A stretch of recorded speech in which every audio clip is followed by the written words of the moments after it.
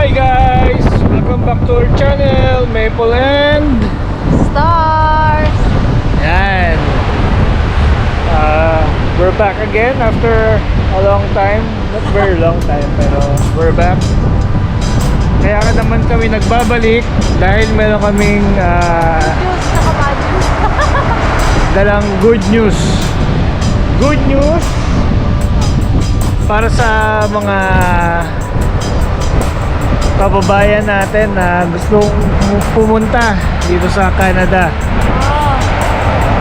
There's a will, there's a way. Foreign. Ayan, teka, bunuti ko lang yung aking mahiwagang cellphone. Gaya nga ng sabi namin, meron kaming dalang good news, balita na maganda. Wow, galing mo. Ay, English doon, good news lang. Hindi.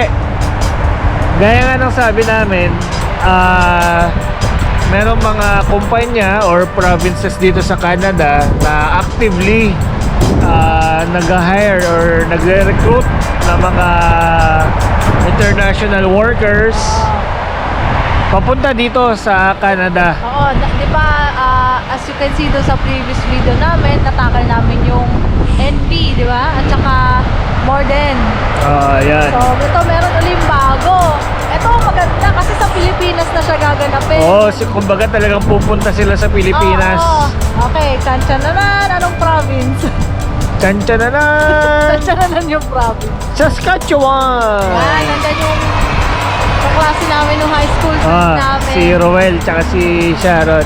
Ayun, yun nga, pupunta sa Pilipinas yung government mismo ng Saskatchewan. Yung government, kumbaga may dala-dala silang mga employer na gagawa ng mga interviews sa mga possible na i-hire nila. Oo, ito nga yung nakalagay sa kanila, oh. Move to Saskatchewan from the Philippines. Apply to live and work in Saskatchewan. This is your opportunity to find a job, interview with employers, and learn how to immigrate to Saskatchewan. Yan. Saskatchewan employers are coming to the Philippines and are ready to meet with job seekers for in-person interviews. There will also be officials from the government of Saskatchewan available to provide information and guidance through the immigration process. Nice. So, di ba? Ayan. So, kung may mga tanong kayo, nandun na lahat sa kanila, employer, tsaka yung mismong government ng Saskatchewan sa Canada. Ayan. Bali, mangyayari yan guys from December 11 to 14. Oo, Ayan. so ang date ngayon, anong date ngayon? Sa atin 8 na. 8 na ba? 9 na. So, adjust na sa kanila. Naka-adjust na sa inyo. So, ayan. Ayan, sorry, medyo ngayon lang namin na-post. Kasi ngayon ko lang din naman nakita. Pero anyway, gaya nga ng sabi namin, kung may tutulong kaming information hanggat maaari, bibigay namin sa inyo. Oo, so yun. Ayan. Find and apply for jobs in Saskatchewan. Bali yung mga sabi dito sa website ng Saskatchewan, mainly yung mga hinahanap nilang field or mga employees, mga pwede nilang i-hire is from retail, auto services, industrial manufacturing, hospitality, construction, technical trades, agriculture, and support services. So ayan, nakalagay dito, submit your resume to participating employers that have job opportunities that fit your credentials. Ayan. Employers will reach out to schedule an in-person interview in Manila. So in Manila siya mangyayari. Pero ang pagkakaintindi ko dito sa event nila na to kasi dito sa website may nakalagay na mga pangalan ng kumpanya. May pangalan ng kumpanya eh. Tapos yung position na pwede mong applyan. So tingin ko kailangan mong mag-apply dito sa mga kumpanya na to or sa position na nakalagay dito. Then tsaka siguro sila magsisend sa'yo ng invite kung haharapin ka nila or bibigyan ka nila ng chance ng in-person interview doon nga sa December 11 to 14. Yun lang naman yung intindi ko kasi Oo nga, no? Parang, kasi walang ano dito eh. Habang binabrowse ko tong website, para akong walang makitang parang in general email na pwede mo pagsenda ng resume or application. Parang kailangan mo mag-send directly dito sa mga kumpanya or job postings. So, tingin ko, after mo mag-send dito ng application, then tsaka kanila ko kontakin for possible interview. sa Manila na, no? Yeah. Okay, pwede naman, give it a shot. Ayan, ito medyo marami-rami to.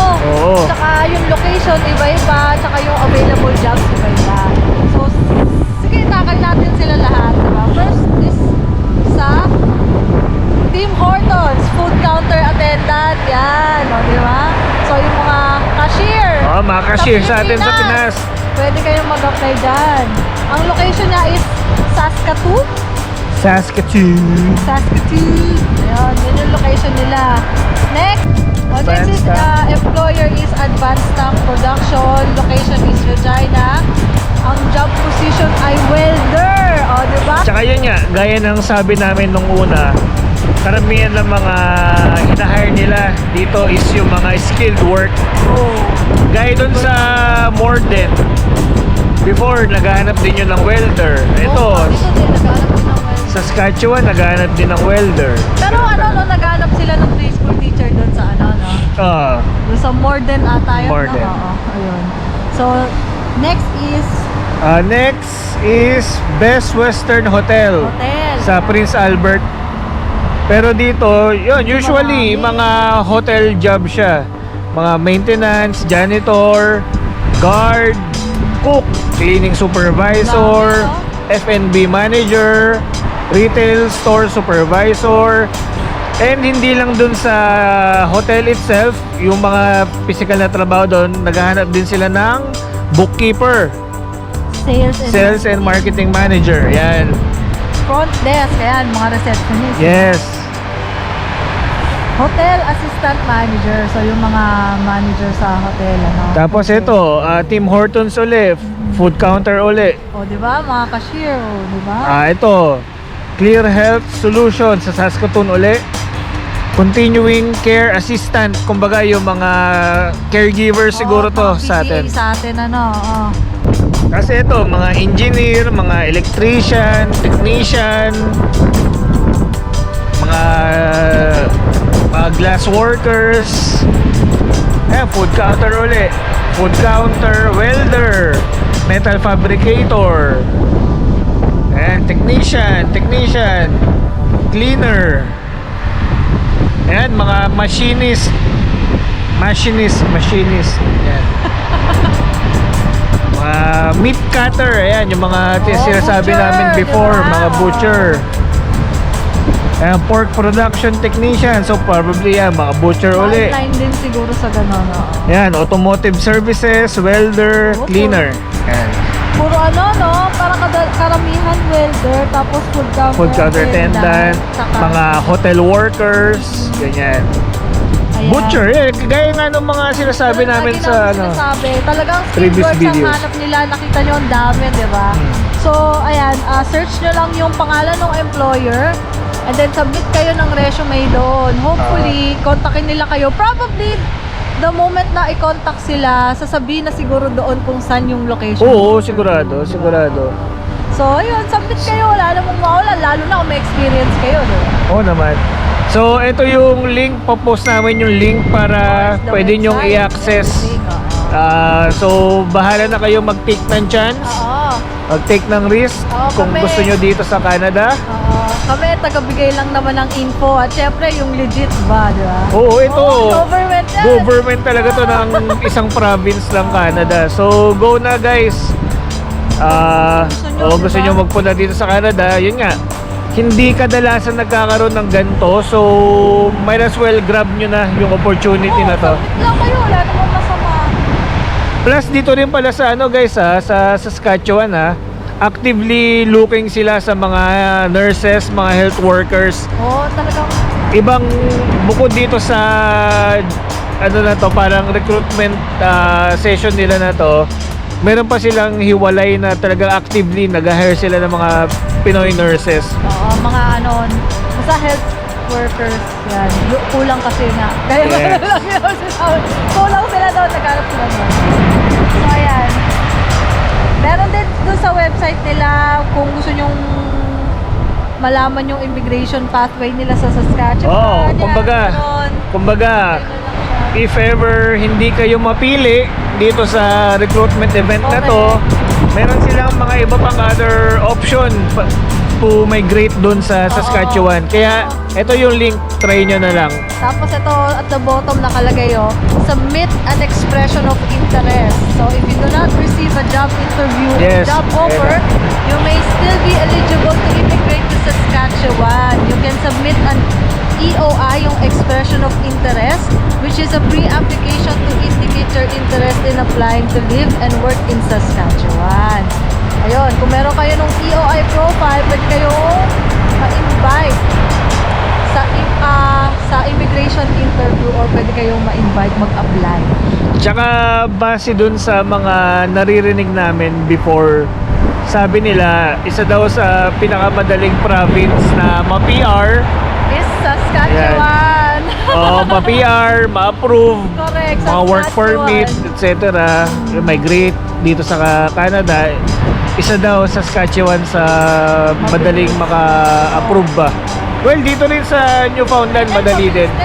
Mabilis din compared sa ibang province. Oo, pucha, yung iba inaantay nila taon na, wala pa rin. Like yung iba naming katrabaho, talagang from other province, talagang nang move sila dito. Sila dito kasi walang progress yung application nila dun sa mostly like Toronto, Vancouver, no? Oo, kasi gusto nila dun. So, pero yun nga, yung process ba, so Tagal. maabot na ng taon, parang 3 taon na, di ba? Pero wala pa rin. Well, it's up to them kung saan sila masaya. Pero iba pa rin, pag alam mo yung, kung alam mo yun, kung saan may mas okay na immigration, ganyan. Pero syempre, at the end of the day, ang goal naman ng province is mag-stay kayo doon, di ba?